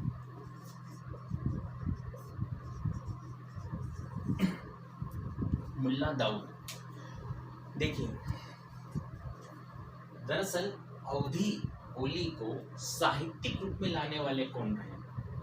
ध्यान देना, अवधि को साहित्यिक रूप में स्थापित करने वाले, प्रतिष्ठित करने वाले वो सूफी कवि रहे। आपने कई बार देखा होगा नाम भी कि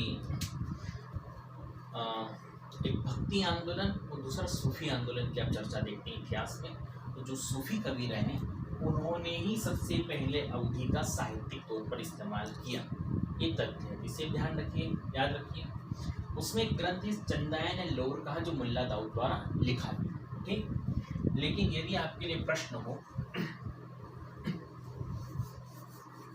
कि अवधि में कौन सा लिटरेचर लिखा गया मुख्य रूप से, अगर इस तरह का 3 मार्कर, ध्यान देना, एक तो राम भक्ति काव्य, आप पहले बताएंगे कि अवधि में मुख्य रूप से राम भक्ति काव्य लिखा गया। ठीक, और दूसरा सूफी काव्य। ये 2 नाम याद रखिएगा, राम भक्ति काव्य और सूफी काव्य, जो कि अवधि में लिखा गया। दूसरी बात, यदि प्रश्न सीधा किताब पर कि अवधि में लिखी गई महत्वपूर्ण रचना कौन सी है, तो 2 नाम बहुत ही महत्वपूर्ण है। 2 नाम बहुत ही महत्वपूर्ण है।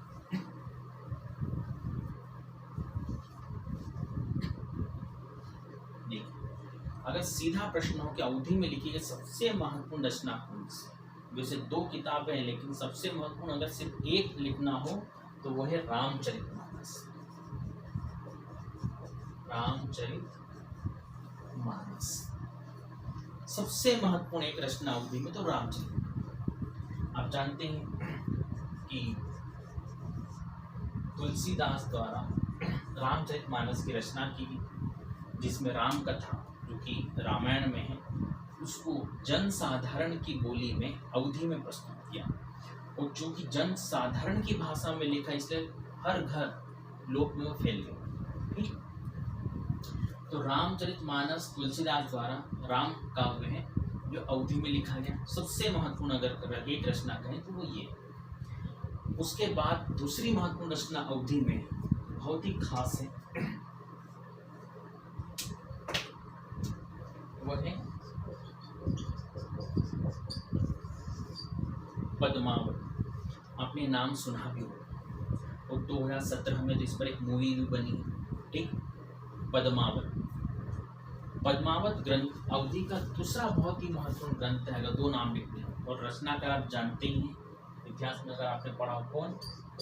जायसी, मलिक मोहम्मद जायसी, एक सूफी रचनाकार जिन्होंने पद्मावत की रचना लगभग 1540 में की। बहुत ही महत्वपूर्ण रचना है, अवधि में लिखी गई, ठीक। 2014-15 में एक प्रश्न सीधा यहाँ से, ध्यान दीजिएगा, ये हम सब चीज़ें पढ़ रहे हैं, इस पर आपको लगभग सभी पर अलग अलग प्रश्न मिल जाएंगे।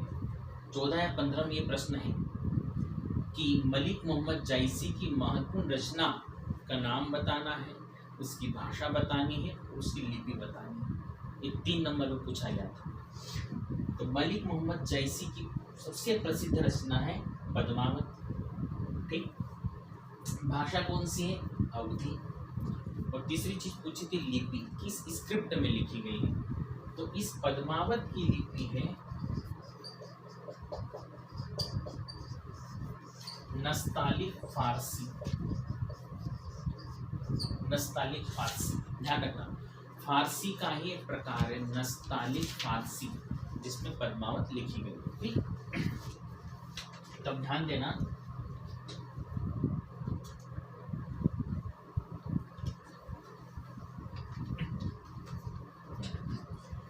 रामचरितमानस और पद्मावत ये दोनों ही अवधि में लिखी गई, लेकिन दोनों में थोड़ा सा फर्क क्या है? रामचरितमानस की जो अवधि है वो तत्सम प्रधान है, तत्सम प्रधान। आप तत्सम तद्भव पढ़ या तो पढ़े होंगे या पढ़ेंगे। तत्सम प्रधान यानी कि संस्कृत के शब्दों का ज्यादातर इस्तेमाल, इसलिए आप देखेंगे कई बार रामचरितमानस को यदि पढ़ेंगे या सुनेंगे तो थोड़ा संस्कृत जैसा प्रभाव दिखेगा। तो तत्सम प्रधान अवधि है, जिसे हम बेसवाड़ी अवधि भी कहते हैं, ठीक। कभी आ जाए सीधा कि रामचरितमानस किस भाषा में, तो अवधि में या फिर बेसवाड़ी अवधि आप लिख सकते हैं, तत्सम प्रधान अवधि, ठीक। और जो पद्मावत है, जायसी का पद्मावत, वो ठेठ ग्रामीण अवधि में लिखा गया, बिल्कुल ठेठ ग्रामीण अवधि में लिखा गया, ठीक। तो ये तो बात हुई अवधि की, है ना। ध्यान दीजिएगा, पूर्वी हिंदी बोली वर्ग के अंतर्गत, किसके अंतर्गत? पूर्वी हिंदी बोली वर्ग के अंतर्गत कौन कौन सी बोलियां आती हैं? पूर्वी हिंदी बोली वर्ग के अंतर्गत 3 बोलियों के नाम, ए, बी और सी। ए से अवधि, बी से बघेली और सी से छत्तीसगढ़ी, ठीक। ध्यान रखिएगा इसको अच्छे से।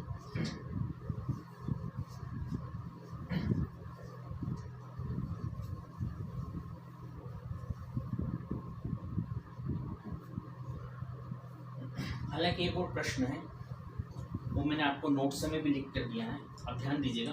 आप हालांकि यहाँ से नोट करते हुए चलिएगा, बाकी आपको क्लास की ओर से भी नोट्स उपलब्ध हो जाएंगे, मैंने सारे टाइप करवा दिए। एक और प्रश्न है कि भारत के बाहर अवधि कहाँ बोली जाती है, ठीक। इस तरह के प्रश्न पूछे गए हैं, बाकायदा पीएससी मेंस में इस तरह के प्रश्न पूछे गए हैं कि अवधि भारत के बाहर कहाँ बोली जाती है, फिर और भी बोलियाँ हैं जो भारत के बाहर कहाँ बोली जाती है। तो अवधि भारत के बाहर फिजी नामक देश में बोली जाती है। ध्यान रखिएगा कि अंग्रेजों के समय, आपने हिस्ट्री में पढ़ा होगा कि अंग्रेजों के समय भारत से कई मजदूरों को खेतों में, बागानों में काम करने के लिए अंग्रेज बाहर ले गए। वो एग्रीमेंट के माध्यम से ले गए, चूँकि एग्रीमेंट का सही से उच्चारण मजदूर नहीं कर सकते थे, धीरे धीरे वो नाम बिगड़ते गया, वो गिरमेंट हो गया, और वही मजदूर गिरमिटिया मजदूर कहलाए। तो गिरमिटिया मजदूर जो अंग्रेज भारत से बाहर ले गए थे, जिसमें ज़्यादातर उत्तर प्रदेश, बिहार, इन क्षेत्रों के मजदूर थे, तो उनके माध्यम से ये बोलियां भारत के बाहर भी चली गई, जिसमें अवधि भारत के बाहर फिजी नामक देश में बोली जाती है, ठीक। चलिए, तो कुल कितने बोली वर्ग अभी हमने पढ़ लिए? एक तो राजस्थानी बोली वर्ग, हिंदी का राजस्थानी बोली वर्ग, जिसमें कितनी बोलियां थी? 4। है ना। कुल कितनी बोलियां हिंदी में हम पढ़ेंगे, 17 बोलियों की चर्चा आती है। ठीक, तो 4 तो राजस्थानी बोली वर्ग के अंतर्गत थी। कौन कौन सी थी? मारवाड़ी, जयपुरी, मेवाती और मालवी। दूसरा बोली वर्ग कौन सा था? पश्चिमी हिंदी बोली वर्ग, जिसमें हिंदी की 5 बोलियां थी। हरियाणवी या बांगरू, फिर कोरवी या खड़ी बोली, तीसरी ब्रजभाषा, चौथी कन्नौजी, पांचवी बुंदेली। ठीक, तो 4 5 9। तीसरा बोली वर्ग कौन सा था? पूर्वी हिंदी बोली वर्ग। इसमें कितनी बोलियां? 3, अवधी, बघेली और छत्तीसगढ़ी। ठीक, अब देखिए चौथा बोली वर्ग। तो पूर्वी हिंदी के बाद कौन सा था हमारा? जो मागधी अपभ्रंश के अंतर्गत आता है, बिहारी।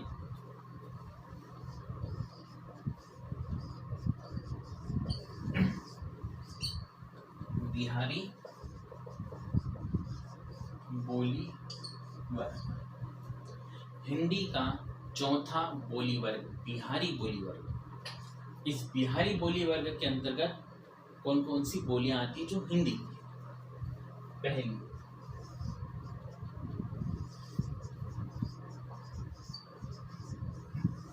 ये नाम तो आपने सुना ही होगा, इस नाम से पूरा फिल्म इंडस्ट्री है बिहारी। भोजपुरी, पहली महत्वपूर्ण भोजपुरी, जो कि बिहारी बोली वर्ग के अंतर्गत आती है। ठीक, तो एक तो यह भोजपुरी। अब देखिए इसमें भी 1-2 प्रश्न है और बहुत खास प्रश्न है, 3 मार्कर। क्या बन सकता है? ध्यान देना, हिंदी में कुल कितनी बोलियां मानी गई? 17। ठीक, 5 बोली वर्ग हैं तो कुल जो बोलियां हैं वो 17 हिंदी के अंदर। तो हिंदी की सभी बोलियों में सबसे अधिक लोगों द्वारा बोली जाने वाली बोली कौन सी? ध्यान देना, हिंदी की सभी बोलियों में सबसे अधिक लोगों द्वारा बोली जाने वाली बोली कौन सी है? वो है भोजपुरी बोली। ध्यान देना, बहुत बड़ी संख्या। पूरी फिल्म इंडस्ट्री इसकी चलती है अलग से।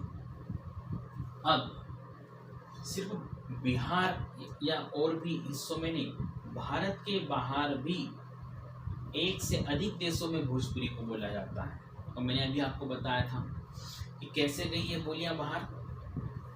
जो गिरमिटिया मजदूर थे, अंग्रेज गिरमिटिया मजदूरों को भारत के बाहर ले गए, उनके माध्यम से ये बोलियां भारत के बाहर भी फैल गई। उसमें भोजपुरी भारत के बाहर कहाँ कहाँ बोली जाती है, ये अलग से एक 3 मार्कर है। तो कहाँ कहाँ आप देखिएगा, एक तो फिजी में ही है ना, अवधी के अलावा भोजपुरी भी वहाँ बोली जाती है फिजी में। त्रिनिडाड, टोबैगो, गयाना, है ना, सूरीनाम और मॉरिशस, बहुत ही महत्वपूर्ण जो चीज़ है। मॉरिशस है, सूरीनाम है, फिजी है, गयाना है, ट्रिनिडाड है।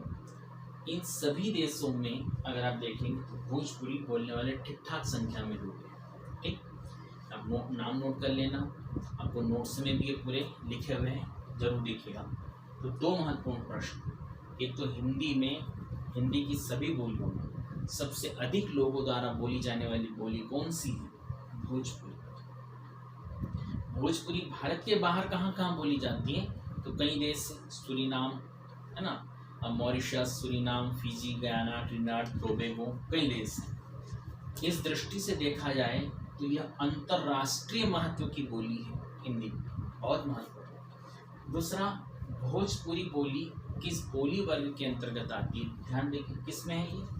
बिहारी बोली वर्ग के अंतर्गत आती है भोजपुरी। ठीक, हालांकि देखिए बहुत अधिक लोगों द्वारा बोली जाती है, फिर भी इसे संविधान की 8वीं अनुसूची में शामिल नहीं किया गया। अभी तक भोजपुरी 8वीं अनुसूची में शामिल नहीं की गई है, हालांकि उसकी मांग की जा रही है, लेकिन बहरहाल अभी वह शामिल नहीं है।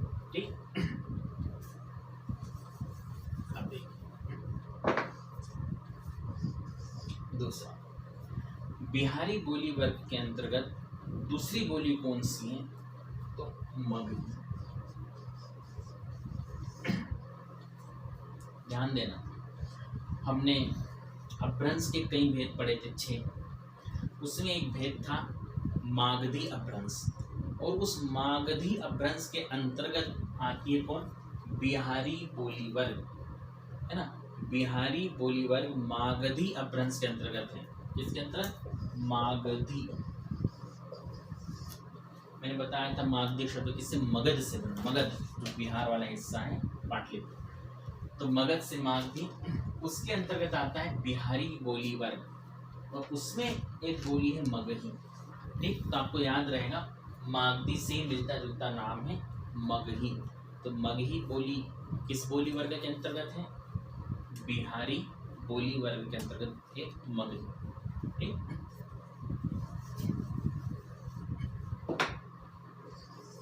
तीसरा नाम देखिए, पहला भोजपुरी, दूसरा मगही, और तीसरा नाम, तीसरी बोली जो बिहारी बोली वर्ग के अंतर्गत आती है वह है मैथिली।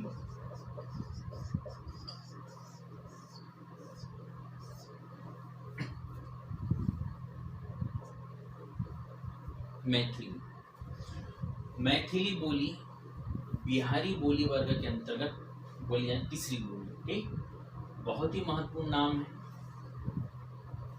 कहाँ बोली जाती है? तो बिहार में ही, जो उत्तरी बिहार है, उत्तरी बिहार जिसको मिथिला वाला हिस्सा कहते हैं, मिथिला क्षेत्र, तो वहां पर बोली जाती है मैथिली। ठीक, इसके अलावा एक और महत्वपूर्ण प्रश्न बनता है कि मैथिली के प्रसिद्ध कवि का नाम बताइए। देखिए, जिस प्रकार ब्रज भाषा में सूरदास हुए हैं, अवधी में तुलसीदास हुए हैं, उसी प्रकार मैथिली के एक महत्वपूर्ण कवि जिन्होंने मैथिली को साहित्यिक रूप से आगे बढ़ाया, उनका नाम क्या है? विद्यापति। विद्यापति मैथिली के सबसे महत्वपूर्ण कवि हैं, जिन्होंने पदावली नामक रचना लिखी थी। पदावली विद्यापति मैथिली के कवि हैं। विद्यापति को मैथिल कोकिल भी कहते हैं, ये भी ध्यान रखिएगा कि बाई चांस कई बार राइटर्स के नाम से भी 3 मार्कर हो सकता है। तो विद्यापति को मैथिल कोकिल भी कहते हैं, है ना। मैथिली में उन्होंने रचना लिखी। ठीक, लेकिन मैथिली का सबसे महत्वपूर्ण प्रश्न क्या है? तो ध्यान देना, अभी मैंने आपसे कहा था कि हिंदी की सभी बोलियों में सबसे अधिक लोगों द्वारा बोली जाने वाली बोली कौन सी है?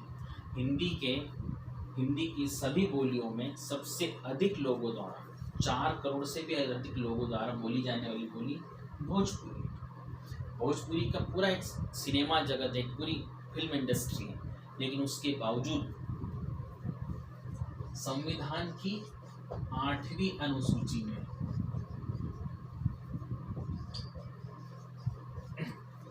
उसके बावजूद संविधान की 8वीं अनुसूची में भोजपुरी को शामिल नहीं किया गया। ठीक, संविधान में कुल कितनी अनुसूचियां हैं? अभी 12 अनुसूचियां। उसमें 8वीं अनुसूची में संविधान द्वारा मान्यता प्राप्त कुछ भाषाएं रखी गई हैं। आज कितनी भाषाएं? कुल 22 भाषाएं 8वीं अनुसूची में, लेकिन उसमें भोजपुरी शामिल नहीं है। ध्यान देना, सबसे अधिक लोग द्वारा बोली जाती है, फिर भी शामिल नहीं है।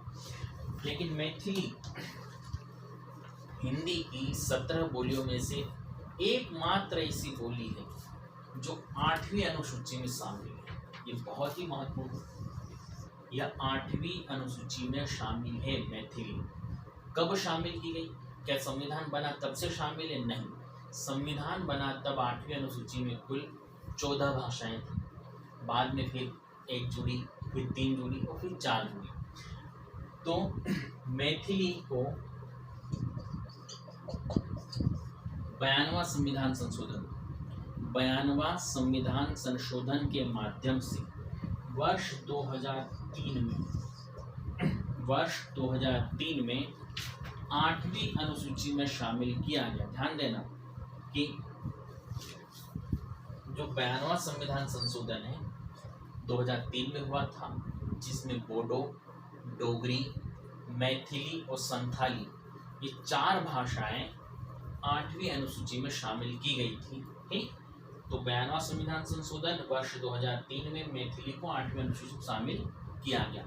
हिंदी की एकमात्र बोली है जो इस अनुसूची में शामिल है। ठीक,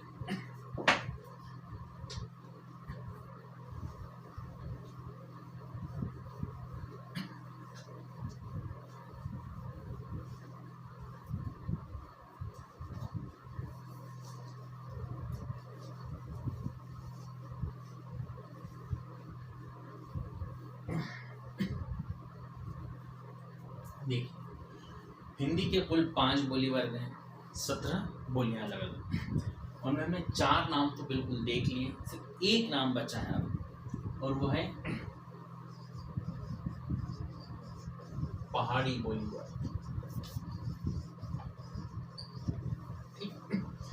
देखिए, हिंदी के कुल 5 बोली वर्ग थे, उसमें हमने राजस्थानी बोली वर्ग, पश्चिमी हिंदी बोली वर्ग, पूर्वी हिंदी बोली वर्ग और बिहारी बोली वर्ग, इन 4 को पढ़ लिया है। उसके अंतर्गत अलग अलग बोलियों को हमने पढ़ दिया है, लगभग 15। अब एक बची है यहाँ पहाड़ी बोली वर्ग। ये हिंदी के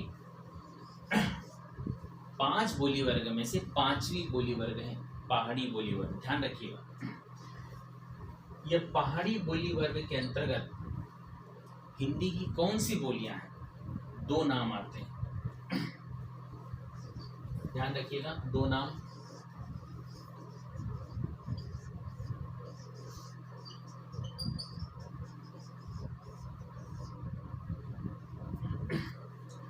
कुमाऊनी और गढ़वाली, इस नाम से पहाड़ियां मिली।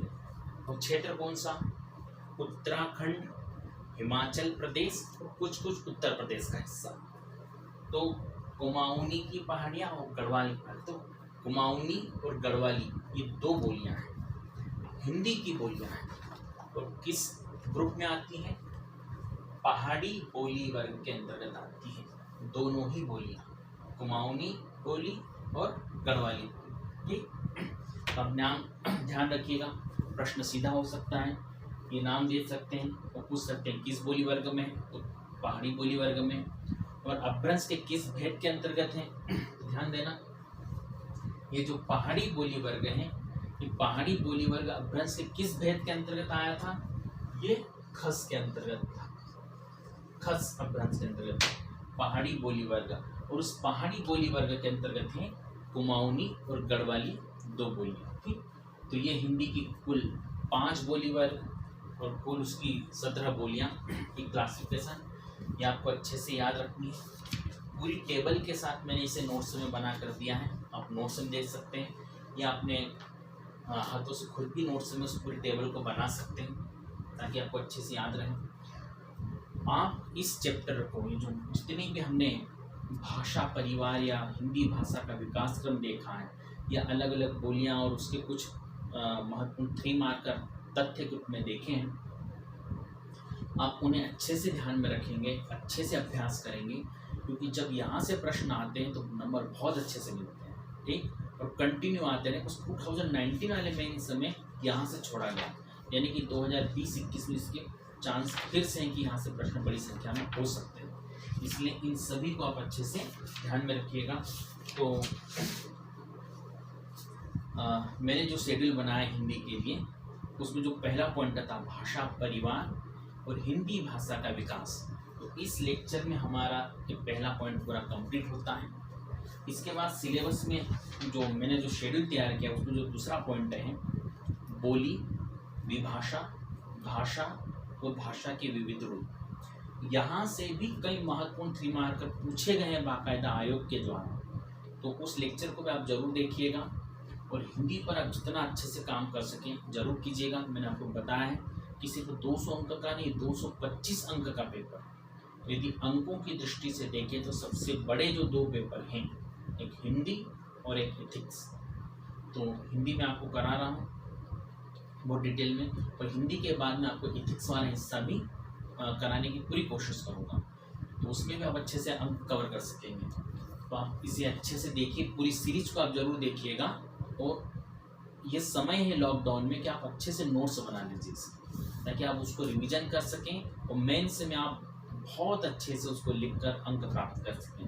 तो धन्यवाद। इसी के साथ आप दूसरा लेक्चर और उसके बाद इस पूरी सीरीज को जरूर देखिएगा।